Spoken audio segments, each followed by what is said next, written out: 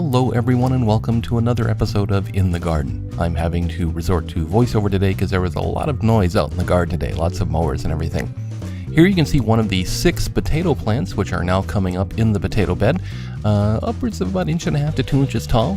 I'm only seeing 6 right now, but I think I'll probably see more before everything is said and done. At least I hope I do. Along with the potatoes, the onions are going gangbusters in the front yard as well. You can see here a quick measurement shows that they're coming up to around 12, 13, perhaps 14 inches long in height. And I'm just quite amazed at how well these have done. I hope it continues. I'm really looking forward to a good crop of onions from this, what was once a totally unused bed. The wisteria on our pergola has started to leaf out again. It's about the right time according to my garden journal that I keep in Google Calendar. Haven't had a lot of success with getting this wisteria to flower, mainly because I don't think it's getting enough sun. That said, we've recently taken out 2 large trees on the southern side of the garden, so this area is getting a lot more sun than it did, so we'll keep our fingers crossed. In this close-up you can see some of the buds on the wisteria that are still yet to pop. This happens very quickly, so all of a sudden we go from just a few leaves to almost an entirely covered pergola in just a week or so.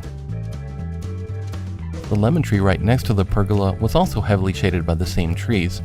We can see now that we're starting to see new leaf growth on this, and I'm hoping for a bit more production now that it gets a little bit more sun. In that regard, here are some lemon flowers that are already starting to appear on the tree. Hopefully each one of these will turn into a fruit.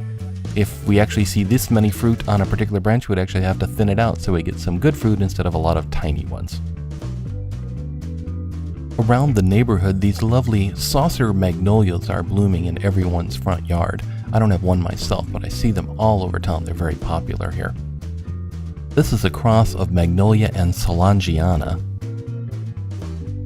We also have the large Magnolia grandiflora trees here in Southern California in the San Fernando Valley. In fact, I live just 2 blocks away from Magnolia Boulevard, which is of course lined with them. They're a very popular tree here as well. It's also bloom time for these lovely ornamental pears, which line many streets throughout the San Fernando Valley. At this time of year, when the wind blows, even though it might be 70 or 80 degrees, it looks like a little snowstorm is happening outside your window. Here you can see a close-up of the buds. They're very tightly packed, and when the petals fall off, it is indeed like a snowfall. So that's it for this episode of In the Garden from February 13th, 2013. I hope you enjoyed it.